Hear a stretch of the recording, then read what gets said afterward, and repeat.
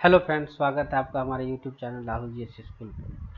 दोस्तों, आज डेट है 31 अगस्त 2025 और आज हम बात करेंगे कहानी जापान की। कैसे जापान जो एक दुनिया का इकलौता देश है जिसने परमाणु विस्फोट देखा है और वो कैसे अगले 50 सालों में दुनिया का पावरफुल देश बन जाता है। वैसे जापान जिसको एक समय अमेरिकी जहाज से डर के अपना डोर ओपन करना पड़ा बिजनेस का, और अगले 40 सालों 45 सालों में वो रशिया और चाइना को भी हरा देता है। दोस्तों, जापान की कहानी इसलिए डिस्कस करेंगे कि अभी हाल ही में नरेंद्र मोदी जी ने जापान की यात्रा की थी और वहाँ से अच्छे डील किए। जापान हमारा भारत का बहुत ही रिलायबल पार्टनर है, तो इसी क्रम में आज हम लोग जापान की कहानी पढ़ेंगे कि कैसे जापान 1500 से 1945 तक जापान कैसा था, द्वितीय विश्व युद्ध के बाद जापान कैसा था और इंडिया जापान के रिलेशन कैसे। पहला पॉइंट जापान के बारे में। दोस्तों, इस मैप में हम लोग देखते हैं जापान एक साउथ पैसिफिक का कंट्री है जिसमें 4 मेन जो आइलैंड है।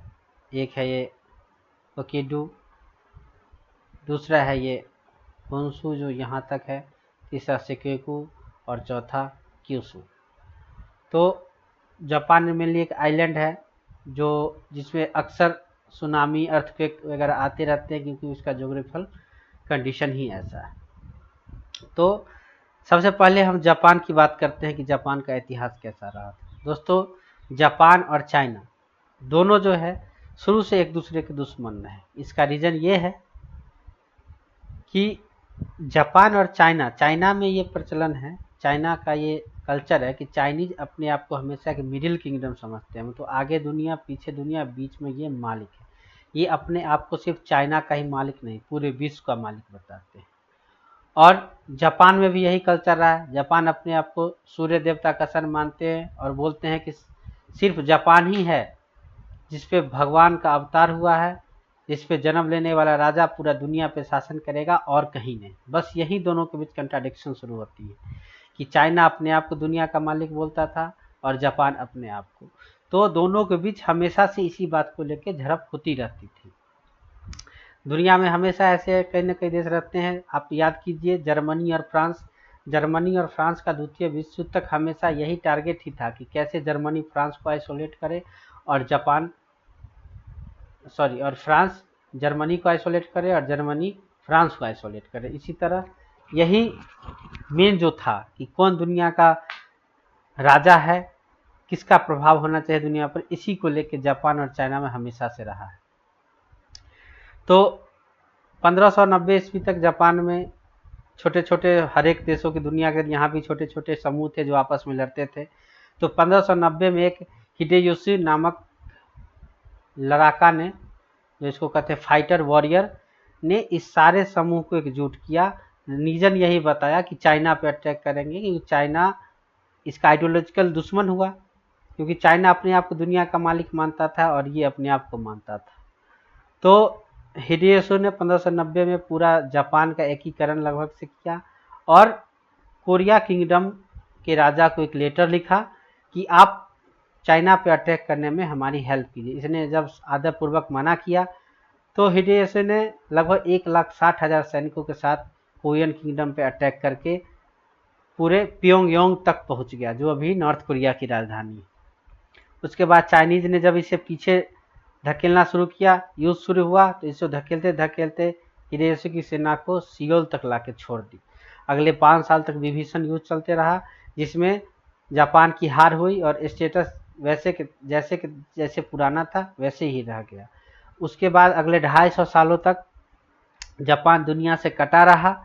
देखिए दोस्तों, जापान और चाइना का हमेशा दुनिया से इसको मतलब नहीं रहता था, ये अपने आप में मशगूल रहने वाला राष्ट्र था। तो अगले 250 सालों तक जापान अपने आप को दुनिया के नीति से अलग रखा। दुनिया में क्या हो रहा है इसको कोई मतलब नहीं।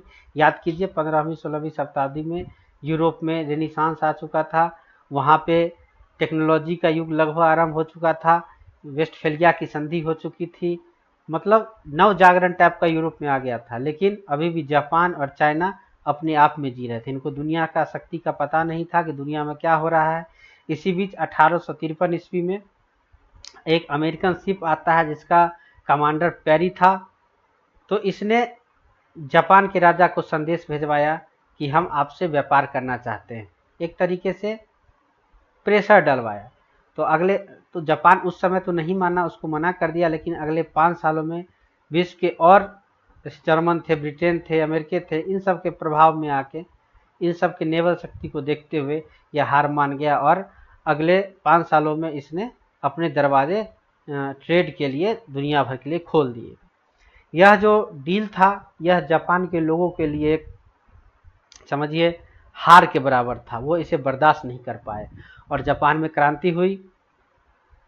और 1868 में वहाँ पे मेजी इम्परर का रीएस्टोरेशन हुआ। मेजी इम्परर जैसे ही आए, उन्होंने जापान को फिर से डेवलपमेंट के रास्ते पे रखा। उन्होंने वहाँ पे रोड, रेलवे, डेमोक्रेटिक वैल्यू को बढ़ावा दिया, नए इंडस्ट्री जैसे कॉटन और सिल्क इत्यादि को बढ़ावा दिया और जापान प्रगति के रास्ते पे निकल पड़ा। दोस्तों, जापान जो है एग्रेसिव नीति अपनाया, क्योंकि वो नहीं चाहता था कि जापान का हालत वैसे ही पश्चिमी देश करे जो चाइना को उन्होंने कर रखा था। चाइना पे बहुत सारे पश्चिमी देशों का कब्जा था, चाइना पे एक तरीके से गुलाम बना के रख लिया था। तो जापान नहीं चाहता था कि उस पर ऐसा हालत हो, इसलिए उसने हमेशा एग्रेसिव पॉलिसी अपनाई और इसी के तहत आगे देखेंगे वो कोरिया मंचूरिया पर अटैक करते रहता था। जब एक किसी बात को लेके चाइना और कोरिया में झड़प हुई तो 1886 में एक जर्मन शिप जब पहुंची चाइनीज हेल्प के लिए, तो जापान ने जर्मन शिप को देख के उसी समय ठाना कि हम भी एक पावर कंट्री बनेंगे जिसका नेवल शक्ति बहुत पावर हो।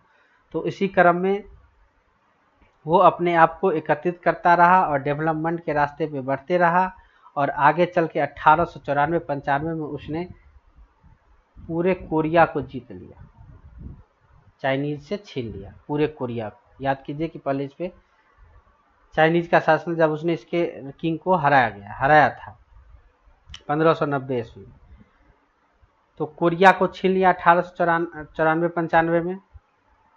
तो जब जापान अपनी ताकत को बढ़ा रहा था तो उधर ब्रिटेन भी रसिया को भारत से अलग रखने के लिए रसिया के खिलाफ कूटनीतिक संबंध दूसरे देशों से बना रहा था। उसने देखा कि जब जापान मजबूत हो रहा है तो उसने जापान से एक संधि कर ली। जापान एशिया का पहला ऐसा देश बना जो यूरोप के किसी देश से संधि किया। जापान इतना पावरफुल हो चुका था।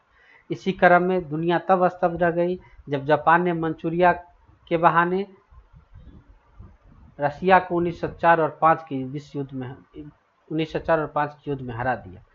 अब पूरी दुनिया स्तब्ध रह गई, जापान का पावर बहुत ही बढ़ गया और इधर ब्रिटेन से उसका डील था ही। इवन प्रथम विश्व युद्ध में उसने ब्रिटेन के साइड से लड़ते हुए 1915 में जब सिंगापुर में विद्रोह हुआ तो भारतीयों को दबाने के लिए जापान ने अपने शिप भेजे। इसी तरह प्रथम विश्व युद्ध आ गया। जापान प्रथम विश्व युद्ध में यूरोप के आंतरिक झगड़े का फायदा उठा के अपने माल का सप्लाई यूरोप में करता रहा और उससे ढेर सारा धन अर्जित किया। जापान में तरक्की ही तरक्की हो रही थी और प्रथम विश्व युद्ध जीतने के बाद जापान ने जर्मन प्रभाव को पूरे साउथ एशिया से उखाड़ फेंका। अब बात आ जाती है 1920-21 में। अब यहाँ से जापान कैसे बदलता है ये देखते हैं। 1920-21 तक प्रथम विश्व युद्ध खत्म हो चुका था, यूरोप का आंतरिक झगड़ा खत्म हो चुका था।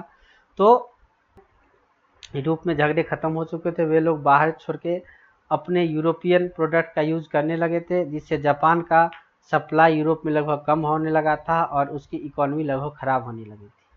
इसी क्रम में आ जाता है 1929-30 का वो विश्व आर्थिक संकट। याद कीजिए मैंने अपने पुराने लेक्चर में बोला था कि स्मूथ हावली नामक 2 अमेरिकी ने जब टैरिफ लगाया तो कैसे दुनिया भर के देशों ने एक दूसरे पे टैरिफ लगाना शुरू कर दिया। इसी टैरिफ वार में ये हुआ कि जापान पहले अपने जो रेशम का 2/3 भाग अमेरिका को सप्लाई करता था वो वहाँ जाना बंद हो गया। रेशम के दाम पिछले 1927 के मुताबिक 1930 में 1/5 हो गया। जापान के आधे किसान जो कि केवल राइस या रेशम पे डिपेंड थे, उनका जीवन यापन खत्म होने लगा क्योंकि रेशम का सप्लाई अमेरिका ने बंद कर दिया, क्योंकि टैरिफ बढ़ गया था। दुनिया के हर एक देश एक दूसरे पे टैरिफ लगा रहे थे। दोस्तों इतिहास से सबक लेना चाहिए। अभी जो स्थिति थी लगभग वैसी स्थिति वहाँ हो रही थी।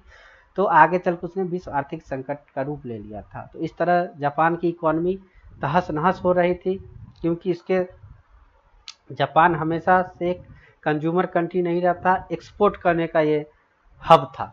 तो इसका एक्सपोर्ट जब कम होने लगा तो इसकी आर्थिक स्थिति कमजोर होने लगी। इसी का फायदा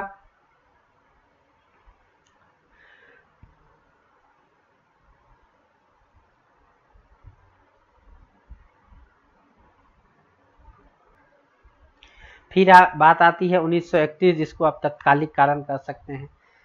तो मंचूरिया जो यहाँ पे आप देख सकते हैं, इसमें जापान का हैवी इन्वेस्टमेंट था, ट्रेड था, यहाँ पे उसने रेलवे प्रोजेक्ट बना रखे थे, माइनिंग था।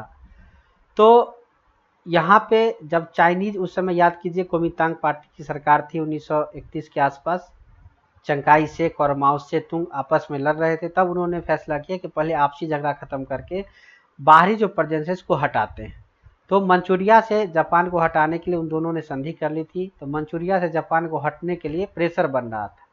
तो अब वहाँ की जो सरकार थी, वहाँ के प्रधानमंत्री जो थे, वो चाहते थे कि बातचीत से इसको सॉल्व किया जाए, लेकिन वहाँ के मिलिट्री शासक जो थे बिना राष्ट्र हेड को बताए हुए पूरा मंचूरियन पर सैनिक कार्रवाई करके पूरा मंचूरिया को जीत लेते हैं 1931 ईस्वी में।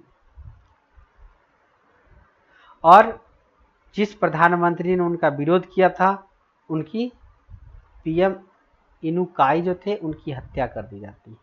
अब हत्या के बाद जो नए प्रधानमंत्री, वो तो समझ गए उन्हें क्या करना है, तो वो बस एक पिट्ठू तरीके से नाम रह गया कि यहाँ पे एक डेमोक्रेटिक सरकार है, लेकिन असली सत्ता सैनिकों के हाथ में चली गई। अब सैनिकों के हाथ में जैसे ही सत्ता गई, उधर जब 1929-30 में जब आर्थिक संकट के कारण जापान का एक्सपोर्ट बंद हो गया था, किसान लाचार थे, तो उस समय आर्मी में किसानों की संख्या ज़्यादा थी। तो एक तरीके से किसान ने विद्रोह करते हुए सैनिक शासन को मान्यता दे दी कि हाँ अब सैनिक शासन ही आएगा तो कुछ हो पाएगा। इधर सैनिक शासन आते ही उधर जर्मनी और इटली में चूंकि फासिज्म की सरकार थी, वहाँ के सैनिक ही राष्ट्राध्यक्ष थे, तो जापान का झुकाव जर्मनी और इटली की तरफ हो चुका था। तब शुरू हो जाता है सेकेंड वर्ल्ड वॉर। इसी बीच 1936 ईस्वी में जापान के तानाशाह लोगों ने जर्मनी के साथ एक एंटी कम्युनिस्ट पैक्ट बनाए, जिसके तहत चाइना और रसिया के इफेक्ट को इस क्षेत्र से हटाना था। तो एक तरीके से लगभग गुट बन चुकी थी सेकेंड वर्ल्ड वॉर में जापान, जर्मनी और इटली का। जब शुरुआती दौर में जब जर्मनी ने पूरे यूरोप पे कब्जा कर लिया 1940 आते तक, तो जापान को लगा कि हाँ हम सही पक्ष में। और इधर जापान और अमेरिका युद्ध में शामिल नहीं हुए थे, लेकिन अमेरिका जापान पे तरह तरह से प्रतिबंध लगा रहा था, क्योंकि अमेरिका को जापान पैसिफिक में चुनौती दे रहा था। तो अमेरिका ने तेल के सप्लाई पे एम्बार्गो लगवाया जापान पर, तथा चाइना में जापान के मंचूरिया वाले क्षेत्रों पे प्रेशर पड़वाया और तरह तरह से वहां आंदोलन भड़काते रहे। तो उधर जर्मनी जीत रहा था, तो जापान को लगा अब हम लोग जीत लेंगे पूरा जापान का दोस्तों ये था सोच, वो चाहता था कि पूरे एशिया पे उसको कब्जा हो जाए। इसको हिटलर ने सिखा दिया कि मैं पूरा यूरोप पे शासन करूंगा और पूरा एशिया पे तुम करना, पूरा एशिया का मार्केट तुम्हारा होगा। तो इसी बातों में जापान आ गया था, और शुरुआती हिटलर की सफलता को देख के जापान मोटिवेटेड भी था। और सबसे बड़ी जो उसने गलती की, उसने दिसंबर 1941 पे अमेरिका पे डायरेक्ट हमला कर दिया, पर्ल हार्बर। इसके बाद अमेरिका न चाहते हुए भी विश्व युद्ध में कूदा, और उधर जर्मनी पूरा यूरोप को जीतने के बाद इंग्लैंड पे न हमला करके रसिया पे हमला कर देता है। जो रसिया उसका शुरुआती चरणों में दोस्त था, जिसने दोनों ने मिलकर पोलैंड पे कब्जा किया था, तो उसने रसिया पे अटैक कर दिया। रसिया पर अटैक करने का जर्मनी का रीजन था कि हिटलर स्वयं कम्युनिस्ट का सबसे बड़ा विरोधी था, वो नहीं चाहता था कि उसके बगल में एक कम्युनिस्ट देश फले फूले, तो उसने रसिया पर अटैक कर दिया। तो इस तरह से रसिया युद्ध में शामिल हो गया, और जापान ने पर्ल हार्बर पर अटैक करके अमेरिका को युद्ध में शामिल कर लिया। और इसके बाद का नज़ारा तो आपको पता ही है, युद्ध का पूरे हालात बदल गए। जो युद्ध जर्मनी आसानी से जीत रहा था, उसको हार का सामना करना पड़ा, और अगस्त 1945 में परमाणु बम खाने के बाद जापान ने भी सरेंडर बोल दिया। तो इस तरह हम लोग देखते हैं कि कैसे जापान 1590 से 1868 तक था, फिर 1868 तक के बाद इसने एक डेवलपमेंट के रास्ते पर यात्रा शुरू की और 1905 आते तक इसने रसिया को हरा दिया। फिर इसके बाद ये यहाँ पे सैनिकों का शासन हो गया, जिसके बाद इसने जर्मनी के गुट को हेल्प करना शुरू किया और द्वितीय विश्व युद्ध में जर्मनी इटली की तरफ से लड़ा और 1941 में अमेरिका पे हमला करके 1945 में खुद युद्ध हार गया। द्वितीय विश्व युद्ध में जर्मनी, इटली और जापान की हार हुई। उसके बाद जापान में अमेरिकी सैनिक का अमेरिका और उसके सहयोगों का शासन रहा। 1952 में सैन फ्रांसिस्को की संधि के तहत अमेरिका ने जापान छोड़ा, लेकिन वहाँ पे उसको मिलिट्री प्रेजेंस अपना जारी रखा, क्योंकि उस समय लगभग कोल्ड वार भी लगभग शुरू हो चुकी थी। तो अमेरिका को भी चाइना और रसिया के खिलाफ उस क्षेत्र में एक प्रेजेंस चाहिए था, तो उसने एक मिलिट्री जापान की सुरक्षा के लिए मिलिट्री प्रेजेंस छोड़ रखा था। असली उसका निशाना यूएसएसआर और चाइना था, क्योंकि चाइना यूएसएसआर उस समय एक ही थे, एक कम्युनिस्ट को फॉलो कर रहे थे। उसके बाद अब हम लोग देखेंगे द्वितीय विश्व युद्ध में परमाणु बम झेलने के बाद जापान कैसे 1972 तक दुनिया की तीसरी आर्थिक शक्ति बन गई और 1987 में यूएसएसआर को पछाड़ कर दूसरी सबसे बड़ी इकॉनमी रही, जो 2010 में चाइना के हाथों से गंवाना पड़ा। तो अगले 40-50 सालों में जापान ने कैसे रिकवर किया, क्या यही इसके दृढ़ संकल्प को दिखाता है दोस्तों।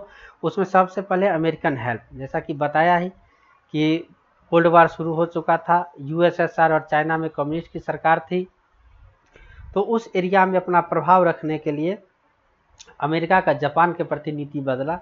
उन्होंने जापान को बहुत सारे हेल्प किए, लैंड रिफॉर्म करवाए, नए नए टेक्नोलॉजी खेती करने के दिए, मार्केट दिया, अपना मार्केट एक्सेस दिया, सिक्योरिटी प्रोवाइड करवाया। इससे जापान में अभूतपूर्व बदलाव हुए, बहुत बड़े लेवल पर प्रोडक्शन शुरू हुआ। अमेरिकी टेक्नोलॉजी का यूज करके बहुत बड़े लेवल पर प्रोडक्शन शुरू किया और एक तरह से एक्सपोर्ट हब बन गया।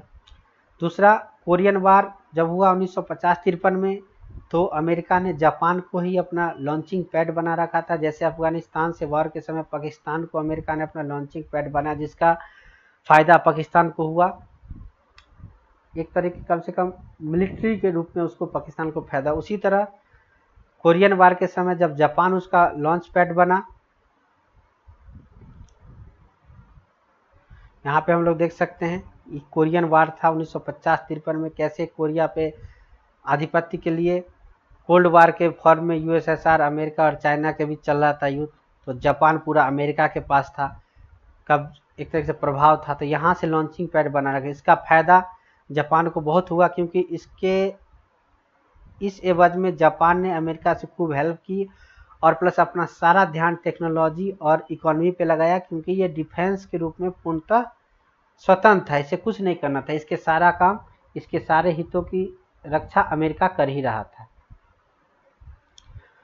तीसरा है न्यू टेक्नोलॉजी, न्यू मशीन। द्वितीय विश्व युद्ध में जापान के सारे फैक्ट्री खत्म हो चुके थे, तो एक तरीके से सेकेंड वर्ल्ड वॉर के बाद अमेरिका के सहयोग से इसने सारे क्षेत्र में नए टेक्नोलॉजी और नए मशीन लगाए और इसका लाभ यह हुआ कि थ्रू आउट 1960 में इसका एक्सपोर्ट जो है हर एक साल 15% से बढ़ता रहा और 1972 में जर्मनी को पछाड़ के ये तीसरा सबसे लार्जेस्ट इकॉनमी बनी और यह दुनिया में शिप बिल्डिंग में, रेडियो में, टीवी में, हाई टेक्नोलॉजी इलेक्ट्रॉनिक्स आइटम जिसको कहते हैं उसमें लीडर बना। स्टील का इसका प्रोडक्शन बहुत था, मोटर कार सारे क्षेत्रों में ये एक लीडर बन गया और 1986 आते आते तक यह सेकेंड लार्जेस्ट इकॉनमी बन गया।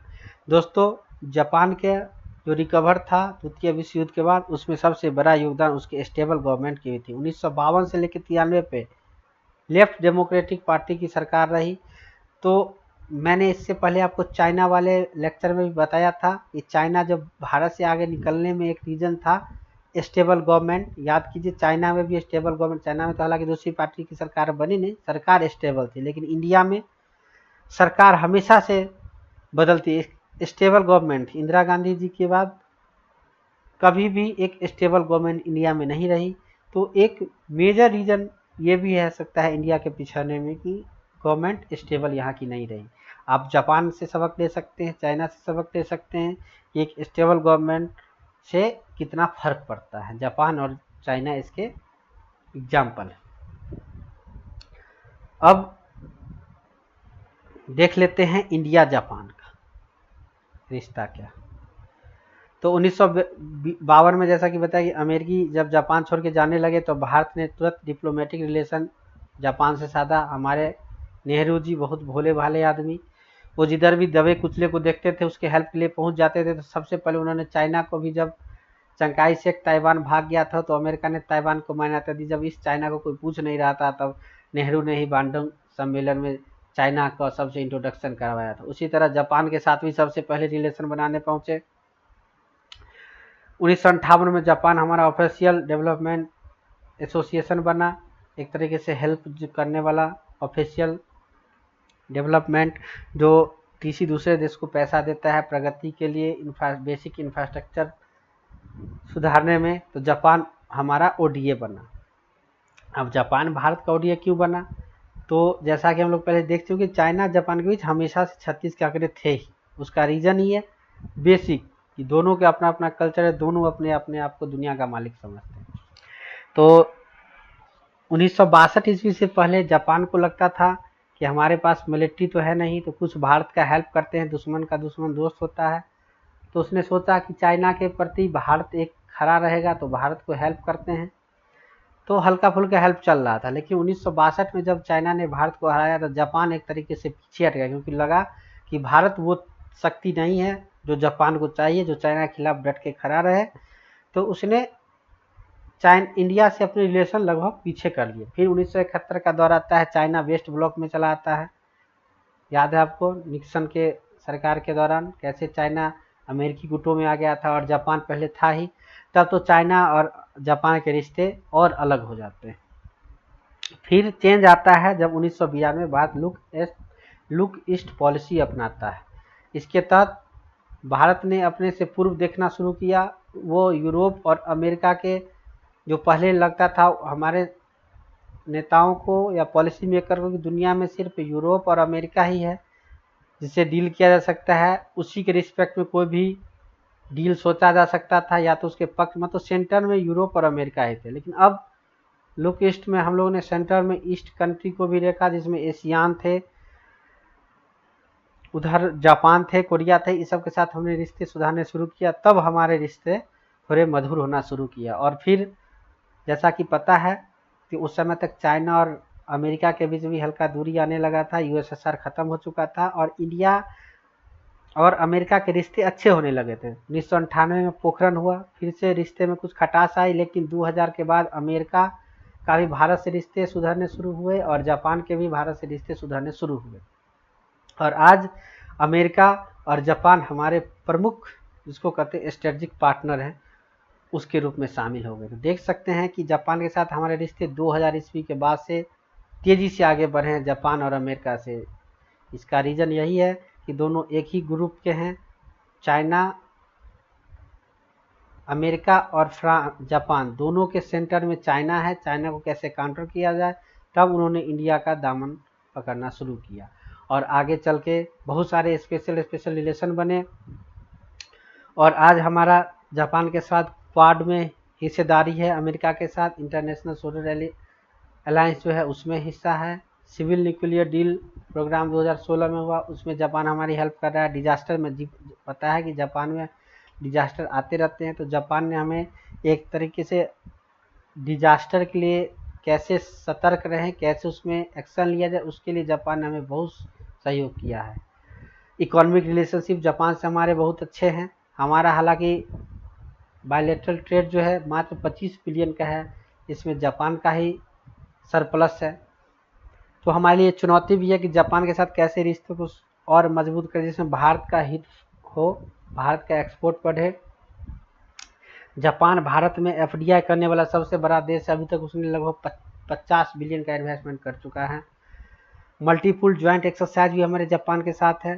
दोस्तों, इंफ्रास्ट्रक्चर डेवलपमेंट जापान ने हमारे जो हेल्प की है उसका वर्णन नहीं किया जा सकता है। उसने भारत को मेट्रो टेक्नोलॉजी से अवगत करवाया और आज दिल्ली मेट्रो जो है दुनिया भर के मेट्रो में जानी जाती है और उसी टेक्नोलॉजी का यूज करके भारत के आज बहुत सारे शहरों में मेट्रो टेक्नोलॉजी है। वो हमारे हाई स्पीड रेल में हेल्प कर रहा है। बुलेट ट्रेन प्रोजेक्ट है वो भी जापान के हेल्प से हो रहा है। बहुत सारे उसने इंफ्रास्ट्रक्चर में भारत का हेल्प किया है। तो हम कह सकते हैं कि भारत जो का जापान एक बहुत इम्पोर्टेंट सहयोगी है। इससे हमेशा हमारे रिश्ते अच्छे रहे हैं। जापान हर समय हमने हम लोग का मदद किया है। अभी भी जो लेटेस्ट दौरा है इसमें 10 ट्रिलियन येन लगभग 68 बिलियन डॉलर इन्वेस्टमेंट की बात की गई है। तो जापान जो बोलता है वो करता है भारत के लिए। भारत भी जापान के लिए हमेशा खड़ा रहा है। अब देखना है ये रिलेशन कितने आगे तक जाती है। इस रिलेशन में अभी थोड़ा इशू हो गया है ट्रम्प साहब के कारण। तो आगे क्या होता है इससे जुड़े रहेंगे हम लोग। इस लेक्चर का मेन मकसद आप लोगों को जापान की हिस्ट्री बताना था। कैसे जापान का दृढ़ संकल्प हम लोगों ने 2 बार देखा। एक बार जब 1868 से 1905 के बीच कैसे इसने अभूतपूर्व विकास किया और रसिया जैसे देश को हराया। फिर द्वितीय विश्व युद्ध के बाद जब ये पूरे तहस नहस हो चुका था उसके बाद कैसे अगले 40 सालों में दुनिया का पावरफुल इकोनॉमी बन के उभर के आया। दोस्तों उम्मीद करता हूँ आपको लेक्चर अच्छा लगा होगा। दोस्तों चैनल को सब्सक्राइब कीजिए, लाइक कीजिए और ढेर सारा